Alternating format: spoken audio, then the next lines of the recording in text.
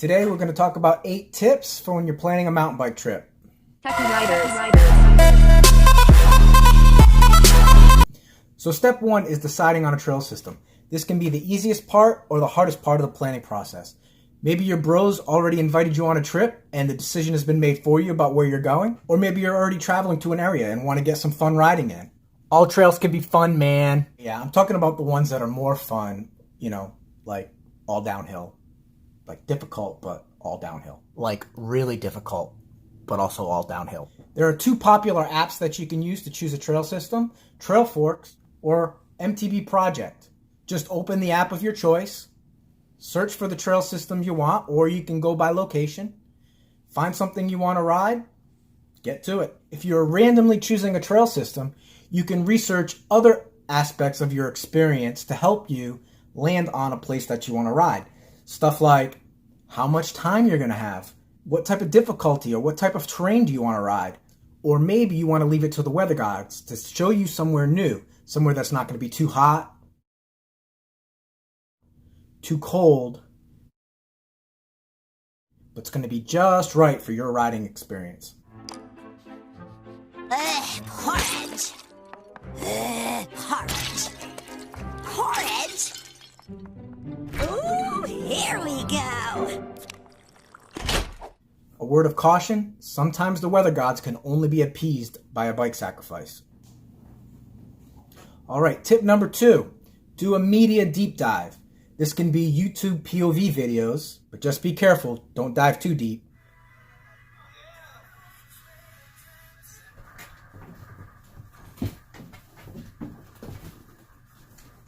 Or this could be social media groups that are in the location where you want to go to talk to actual people who have ridden those trails many times and know where to go and what to look for. Tip number 3, check the weather. This should be self-explanatory. If the weather's going to be crap where you want to go, it could put a damper, pun intended, on your plans. Make sure the weather is going to be appropriate for the type of riding you want to do. Hey Google, what's the weather for Saturday? Saturday in Richmond, it'll be rainy with a high of 51 and a low of 44. Tip number 4, ask your significant other if you can go. You don't have to ask, but you don't want to end up in the doghouse either. Get in there. What? Not a big fan of that look. I got you. Tip number 5, plan your ride time wisely. Be reasonable and pragmatic about how much riding you can actually do in a day, as well as the skill level and abilities of any other riders joining you on your ride. If you try to take a beginner on a 21-mile epic adventure, that may be the last time you get to ride with them.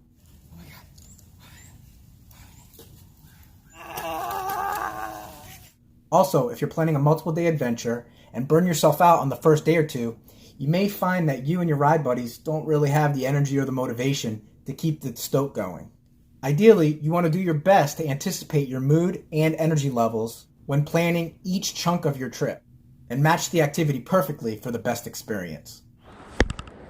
And be ready to adapt the plans if things don't go as expected. Tip number 6, find a place to stay.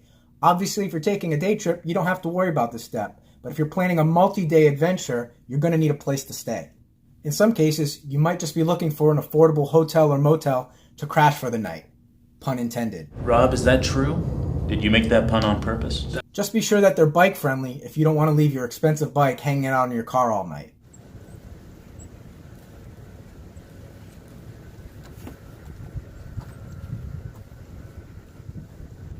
If you have a larger group, want a more homey feel, or maybe you want certain amenities like a hot tub,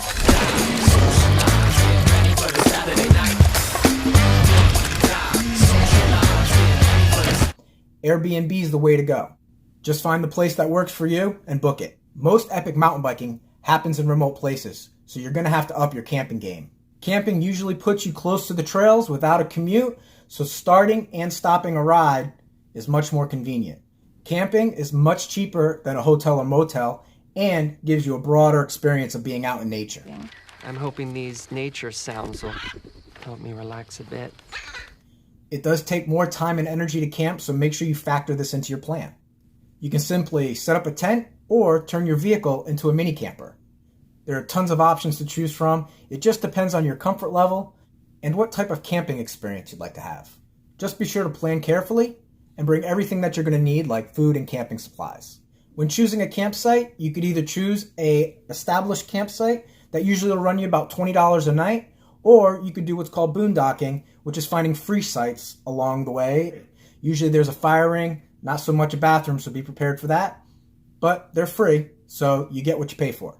When choosing to boondock, just make sure you have a plan B, because most of these primitive sites are first come, first serve. So if somebody's already on that site when you get there, you're going to need that plan B so you have a place to stay. You can find camping spots ahead of time by using a website such as freecampsites.net or an app like iOverlander that'll usually tell you some information about the spot and people's experience about staying there before. Alright, tip number 7, invite others. You can go it alone, but I usually have more fun when I'm riding with others. You get to share the experience with them, and there's always somebody around in case something happens. It's much easier to get people to join you when the details are already worked out. Inviting others can be as easy as messaging a few friends, but I found the best way is to create a Facebook event. This way people can easily see the details, RSVP, and communicate directly on the event page. This really helps minimize the back and forth messaging and the lost communications that can happen in a direct message. You can keep the event private and just invite a few close friends, or you can make it public and maybe you'll meet somebody new and create a new friend on your ride, or even a new mortal enemy. Now that you have your plan, it's time to get everything together that you're going to need for your ride. I suggest making a list that you can use both now and for future trips. This way you don't forget anything and you already have a list prepared for your next trip. I like to keep my list in an app like Google Keep so I know where to find them next time I need them. If you have others meeting you, there are some cool apps that can help you keep track of each other's progress. One of my favorites is Glympse, where you can share your location with each other for a specified amount of time. Not only is this a great convenience for traveling, so you don't have to text back and forth while you're driving, but it can also be used during a ride just to make sure nobody gets dropped. Which way did you guys go?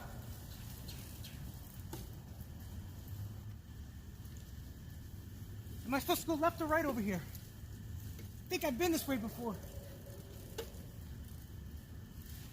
So you finished your ride and your work is done, right? Well, I suggest you take a few minutes and evaluate how your ride and planning went, just to prepare for next time while it's still fresh in your mind.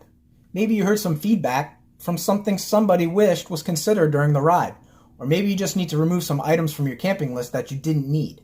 Spend some time here and make sure your next adventure is even more epic. I hope you found this video helpful. If you have any more tips that I missed, put them in the comments below. If you like this video, clicking the thumbs up down below expresses that. I put the links in the diddly bob down below for the apps that I mentioned. If you want to watch more of my videos, you got to go old school and check out my channel. Like a caveman or woman. And don't forget to hit subscribe while you're there. If you're feeling extra generous and you want to support me on Patreon, the link's in the description below. And if you've done none of those things, whatever, still buds. See you next time.